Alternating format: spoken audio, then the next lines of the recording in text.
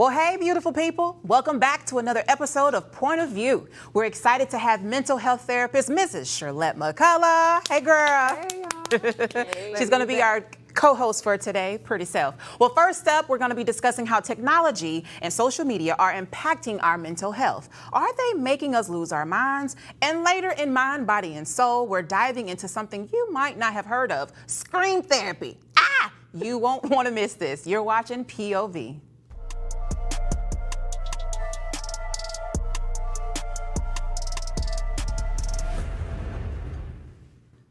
All right, now let's talk about how the effects of technology on kids plays a pivotal role. A video has gone viral of a man capturing the raw reaction of a child after her mom took the phone and cut off the service. Take a look. Mama, please! Say please! I'm your daddy, you ain't going. No, yes, I am! Shut the up. Please! Please!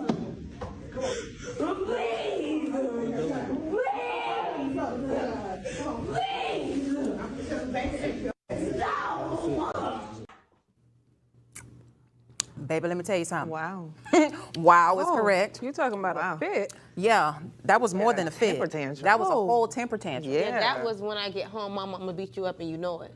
On the spot, though. My mama yeah. probably would have slapped That's me. one of those Oh, spots yeah. you get it where you show out at. Oh Yeah. yeah. Oh Yes, yeah. That's Yeah. one of those things. Now, do you Wow. think kids are becoming more independent or dependent on like technology devices? Oh, for sure. 100%. They can't get through a meal at dinner time. Right. Yeah. Right. Well, you know, they've become so dependent. You know, we had COVID. That was their only way of Very true. socialization. But it's like a catch-22 when it comes to the cell phones for children, right? Yeah. Because one part keeps them connected to their world. And then the other part, there are so many devious things that they can get into with the cell phone. But as we've seen on this video, the devious part is that dependence. Right. She is totally, that was like somebody going through withdrawal. Yeah. Yeah, Right? Now, yeah. do you It's think an it's the addiction. parents' Right? fault? Absolutely. Now, do you think it's the parents' fault for her addiction, as Junie just mentioned, or do you think that is something that society puts on most children? As Well, far I- as what, like access? Yeah.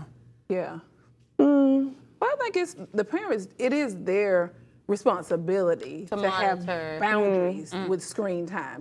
I mean, people with small children, you hear them talk about it all the time, screen time. you know. Absolutely. They only have this much time, Yes. but when you're talking about teenagers, you know, yeah, we order food from ourselves. We do everything from Right. it. We do little research from ourselves. Yeah. Right, watch That little movies. thing, it has so much power in our lives. So Yeah. I can understand this little girl, because somebody take my phone, I probably would. You would throw a fall out tantrum too. like that too? Probably. I don't know if I crash out like that. You know, I don't know. Probably. You never know. Yeah. Listen, it's a real addiction, and all of us here, we're all addicted to our phone. Just a little Sadly, bit. Just a sadly. little bit. Oh, we're all addicted to our phone. Whenever my phone screen has like broken or went out, or if the service is down, I honestly take that as like, oh God, you give me a sign. me a I'm break. gonna- Break the I'm break. gonna- I'm gonna sit this one out. You know what Yeah. I'm saying? I'm not rushing to Apple and Yeah. trying to see how I can get this fixed, because I know that my brain, I need to like decompress and Well, listen, you are the exception, because most people love that dopamine that comes Yeah. with their phone. And I always honey, have another device. yes, You got two phones, friend? So you sit for You got a iPad, a laptop. all of it. I'm gonna Everything. get my messages. I'm gonna get done what needs to be done. Backups. Okay. Now, what age did y'all get y'all first cell phone?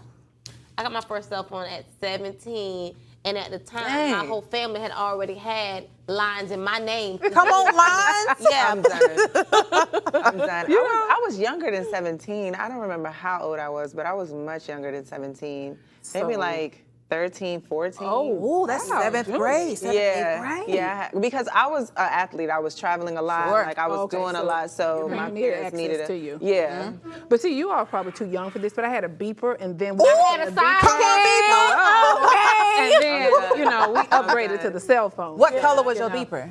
Black, and then I had a clear one Yeah. as well. Yeah. Ooh, I had two. Oh, Yeah. Okay. so was your Bougie. okay? Very bougie. One worked and one didn't. Oh, so you was flossing with the Okay. other one. That one. Okay. Okay, Okay. that's very true. Now, do y'all Right. remember the flip phones? Oh, Yes, I had a razor. I had a I was razor just too. about to tell you the razor. I had a razor. I had a pink one. Yes, I had a red one. Now, do you all remember Nextel? You all might be too The young. church? Oh, Yes, who too young? yes. Junior, I think the only one might be too young. No, I had a Nokia. I had a little Nokia. That's The it? Nokia did a little church. What about Blackberry? Yeah. Blackberry. Yeah, I had Now, a you were Blackberry. very business. You were very professional if you had a BlackBerry Blackberry. is still my favorite phone. Absolutely, because because it just made sense. Yeah, and it just made didn't sense. break like that. Absolutely. Yeah. Oh, You had to my really And we God. went do from something the to that phone Blackberry for to the the Palm Pilots. Do you all remember Palm those? I never Pilot. liked the Palm Yeah. Pilot. You big time with the Palm Pilot, baby. I don't know that one. You've been in Yes. business for a long time. You got a Palm Pilot. Yes, it was a good thing. Oh though. my God. So for those with children at the table, how would you have responded if your child showed out like that in that store?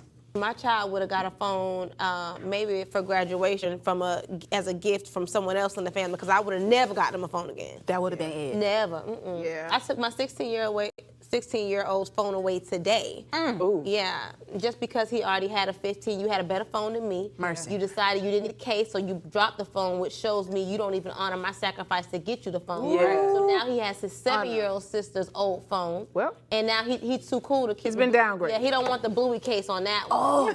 So you Wow. know, yeah, I had to take that Absolutely. too. Well, I believe in gentle parenting, so I would probably have a conversation. I would probably let her. Gentle Not parenting. you had a conversation with that Absolutely. child. Absolutely. I probably would have left her in there showing out like Yeah. that. Just left her in there to herself. Yeah. And went Yeah. on. Well, speaking of leaving somebody to themselves, let's get into this next topic, okay? It's a shocking story coming out of Texas. Influencer Ashley Grayson has been sentenced to 10 years in federal prison for a murder-for-hire plot targeting her ex-boyfriend and her 2 business rivals. She reportedly offered $60 grand to have them killed, y'all, allegedly over a social media criticism and business competition. Let's talk about that. You know, when I hear that, this lets me know that the hate is real. telling you. That someone literally wants to take your life. They can't regulate. They're so upset about what you did for them. They don't want you on this earth anymore. That's great. And she's not the only one like that, though. Yeah. But back to her, that was extreme. Yeah, can we break down like what actually happened? Like, why does she want to take their lives? Like, that is Well, from what I extreme. understand, one of the people that she wanted to have murdered, they was like her rival, like Okay. her business rival. So I guess they In were her either own making mind. As a- like right, her as an competition, influencer. Yeah. or like her competition or something like that. And I As guess an influencer, I that feel was like her issue. everyone would probably be. But you know, that. in our life and as women, we are constantly in competition with different things that's going on. Being in competition isn't something that's terrible. Right. I mean, when it takes you to that negative place, that's when it turns terrible. But competition, there can be some healthy competition. Sure. That's Yeah. where a lot of us have learned about things and have extended ourselves and exposed ourselves to things. So Yeah. she just took that. I mean, She said, I want That you was dead. far. Yeah, All of you But I think dead. at the root of this is just jealousy, it sounds Yeah. like. for sure. sounds like You think it's on her end? Y'all don't think that she was provoked in any way, like to get her to that point? Maybe she dealt with so much from these people and she No. finally just reached a Well, breaking you know what, It don't Jermaine? matter. People can lead you to that, but I am never in support of someone wanting to kill someone. No, because me either. they But I'm just want saying, to. I don't feel like she just woke up and she was like, I'm gonna kill them all. You never know. Only we have some psychopaths and I'm telling sociopaths you. out here, and it's real. Yes, She's and- so and beautiful. I Ashley wish that on Grayson her. was given unhealthy infatuation because I believe that the lady's name was Derica Harwell, who was actually a mogul in the field that Ashley was growing in, but Derica had it on lock. Already. Yes, and so I'm guessing, you know, from my understanding of the story, that Ashley had kind of got infatuated with her and Like obsessed. And she was like, I want your life. That's so was real. And if I knock stalking you the out the lady. way, I can just fall into your and position. stalking the lady, Wow. and then when the lady addressed her on social media because all this was coming to her, now Ashley in turn decided to sue Derica. But during the investigation, it came out that Derica was the one that was being harassed. Right. So I mean, this girl's crazy. So this was Yeah. deep. I'm- This wasn't yes. just some Wow. simple surface type thing. This was really deep. Even to see some of the recordings of, you know, the couple that she had hired to do these killings, the way that they're talking, it sounds like, girl, they done gave you up. Yeah. And she's still talking like a fool. Like, I mean, Got her just on talking- the yeah, the like- phone and everything. But that lets you know obsession, it rules. Yes, I'm yeah, and telling people you. that have obsession, it takes you to that place of Yeah. irrational thinking. But this She makes probably me didn't think- have any clarity. She probably didn't have Jeez. clarity, but this also makes me think, y'all, I think it was last year or a couple of years ago when this girl went over to Mexico with her friends. Yes. Absolutely. And they plotted to kill her, and the And they girl did did not They come did home. kill They her. did They kill killed her. her. Absolutely, Like jealousy that among your jealousy. friends in that circle, that's extremely Oh scary. my gosh. My God. Just jealous because you're successful. We have a lot to deal with as women. So how do you vet people as friends, like in your circle, Girl, to I make thought you sure was that... about to say, how do you vet people to kill people? I was about to say, girl, no, ma'am. I'm not trying No, to fly ma'am. hire nobody. No.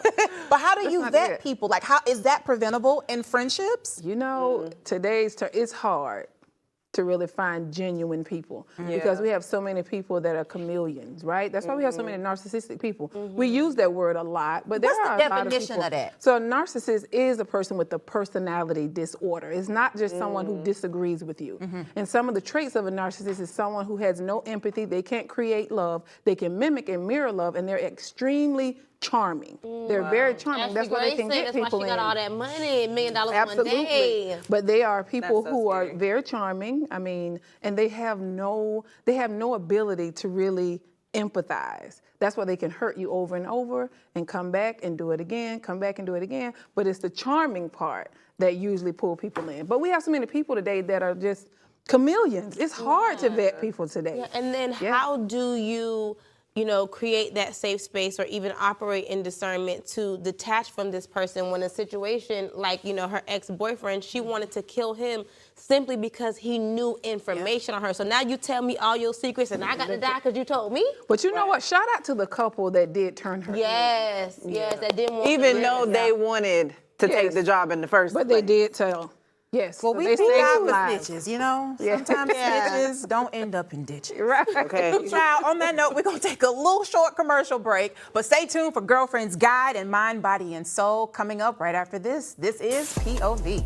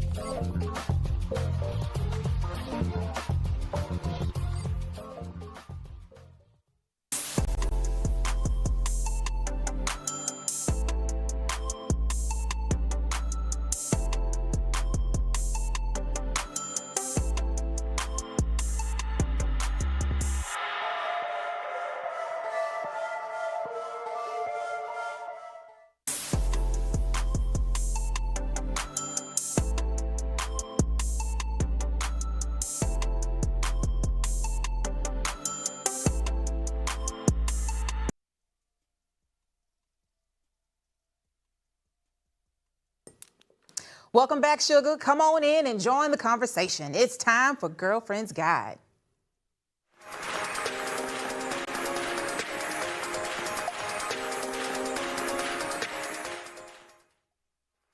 Honey, it's that time of session. Let's talk about spilling the tea on your relationship. Now, when it comes to confiding in your family and friends, where do you draw the line? Like, what's fair game and what should stay off limits? Y'all telling y'all family and friends everything? I don't think we should tell them everything. I think no. we should have some drawback balance. and some boundaries around what we share Yeah. with our family and friends. I'm an open book. I share a lot with my friends. I'm not gonna lie. But are you one that overshare?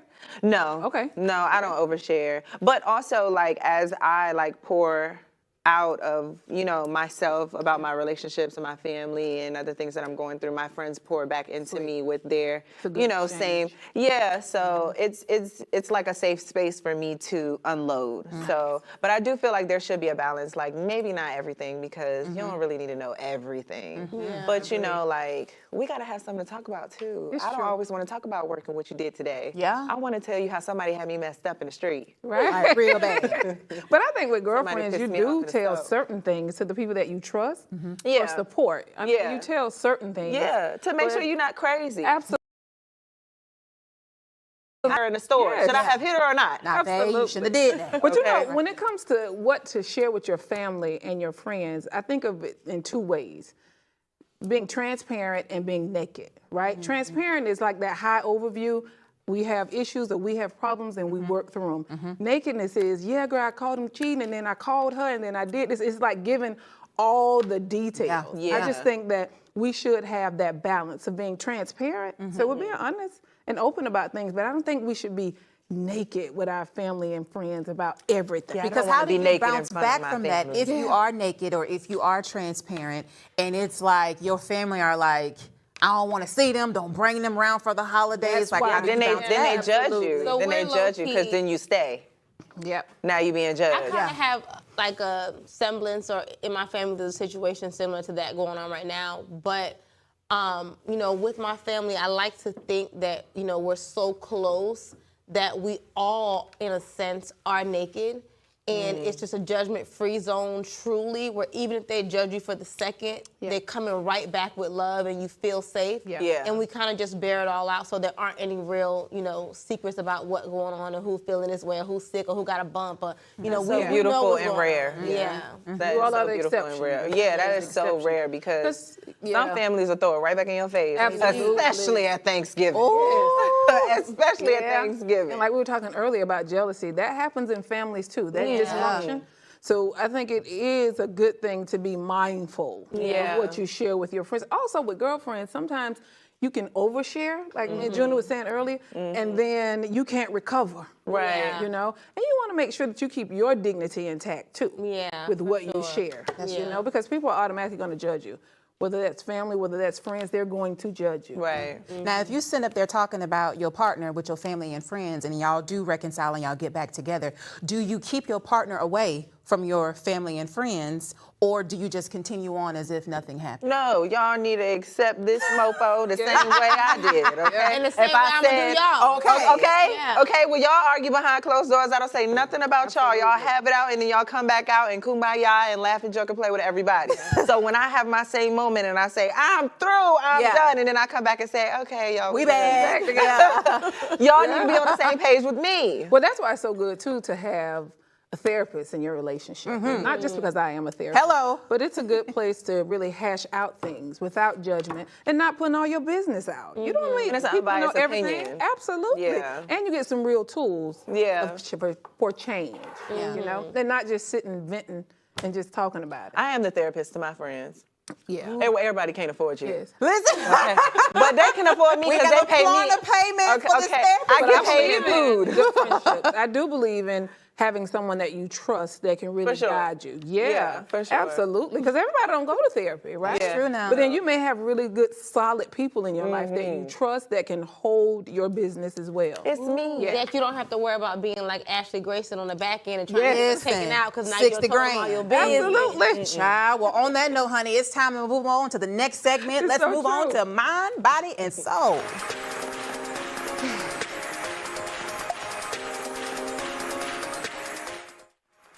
Well, if you don't have enough coin to see Charlotte the therapist, or any therapist at that point, have you ever had moments where you just wanted to scream at the top of your lungs? Well, we all cope with things differently, but there is a such thing as scream therapy. It is very essential, it is therapeutic, and some people find it to be very comforting. While experts are divided on its benefits, many swear by its relief and the things that it brings. So what do y'all think? Would y'all ever scream in a room, or do y'all scream in a pillow, or do y'all scream at people? People. People. Like I'm gonna road be rage? honest. Yeah. Or anything like that? Road rage? I have terrible road rage. I'm not gonna lie. I got road rage. I can see it. I used to follow people. I'm not gonna lie. Follow I used to people? follow people. Don't judge me for who I used to be. Who you used to be yesterday. An hour ago before It's a I new got day. here. Okay. Yeah. No, for real. My road rage is something serious, but no, I would rather, honestly, like I feel like screaming and like a forest or something like that. I feel like that is beautiful for the people that it works for. Yeah. For me, I don't think that would do anything for me but make me more frustrated because my voice gonna be gone from all the screaming I'm gonna be doing. Okay. So I feel like in that moment, if I feel like screaming at you and you done took me there to scream, I'm gonna scream at you. Yeah. And if I'm wrong, I might apologize later Yeah. for my But in the actions. But in that moment, Yes. I'm gonna scream. Well, scream therapy, it is an intervention that we use in therapy. Some therapists believe in it, some therapists don't believe in it. But it's really a guided intervention that a therapist would guide you through it, and it takes you back. The therapist would lead you back to a traumatic situation or something that happened with you, and then guide you through that screaming exercise. So you just really scream to the top of your lungs, and it's really about being able to release buried feelings or emotions. You know, Do you practice that? No, I don't practice Okay. screaming. Yeah, because what I'm wondering about it is, Do they wear earplugs? No, when they no. scream? Sometimes when I'm screaming or yelling, out of anger, Yeah. that headache that accompanies that, Yeah. does that happen with scream therapy? Well, with scream therapy, that's why you need a practitioner to guide you through it. So it sounds like it's just something like you would just do, but literally it takes you back. We'll take you back to a situation and help you release those emotions related that to that moment. situation. Yeah. So that's pretty dope, and it's more common than we think. Actress Sanaa Lathan actually practices this activity. Let's take a look really quick. Scream therapy, and it's kind of fun. At home, you go into a room and you just take a pillow and you scream your heart out. You'd be surprised at how getting out those pent-up emotions, even just by doing this exercise, makes you feel better on the body to express these things. Scream therapy. I'm going to try this with my kids. Sanaa look like she screaming. Don't she? I love her so much. But ever since well. she did that movie where she shaved off all her hair, Shut up. I just feel like she been screaming since then. Just letting stuff out. She just been screaming after she let that hair go. She just. But if someone does have things pent up in them and that's how they get released, it's just like deep breathing. Yeah. It's an exercise that we do to help just people louder. get grounded. But screaming, I think it could help. Just like these rage rooms. Have you all seen like the Oh, rage yeah. rooms where people go in and just throw hit things Yeah. and yes. Absolutely. It's a way of getting all of those emotions, those negative emotions outside of your body. Because emotions literally are it's like a beach ball, right? If you press a beach ball down in water, what does it do? Float. Exactly, it comes right back up. Yeah. So emotions are like that. So when you suppress them, they get intense. Eventually, they'll Absolutely, pop up and they're gonna explode. come out. and they also manifest as sickness in the body sometimes, Absolutely, too. Yeah. that's how they'll come out. Absolutely. So Yeah. scream therapy, I can see it being positive, especially Yeah. if someone enjoys. Well, who would you recommend that for? Like, what type of person? So anyone that's dealing with any type of trauma, it's a real trauma intervention that we use. Anyone that's dealing with trauma or had anything happen to them where they can't cry, they can't. They know something is going on. It affects them, but they really can't put words to it, or they really can't express it. But they feel that intense emotion around it, and screaming is a way to get it out. I'm so happy that the Moana movie is coming out tomorrow, Yes. for real, because I know I'm getting ready to cry. So I'll be fine. So you gonna cry and you're not gonna scream? No, I'm going to Absolutely. I can't. But I think it's definitely necessary for those that use it. Whatever you need to do Right. to get those emotions out, those negative emotions out, do it. Okay, so just in case you guys do not know, Shakia's birthday is Friday. Yeah. Right? So we're so happy to celebrate you, Shakia. Well, thank you. We're so happy to have you as our moderator. Yeah. You have made an amazing impact on this show already. Yeah. And we love you. Yeah. We want to wish you a happy birthday. Happy birthday! Oh, look at your my God. But don't light us on fire. now. Okay. Okay. Wow. So I'm not gonna cry. I feel it coming. I'm not gonna scream though. Yeah. Thank y'all so much. I really appreciate this. Oh, don't do this, y'all.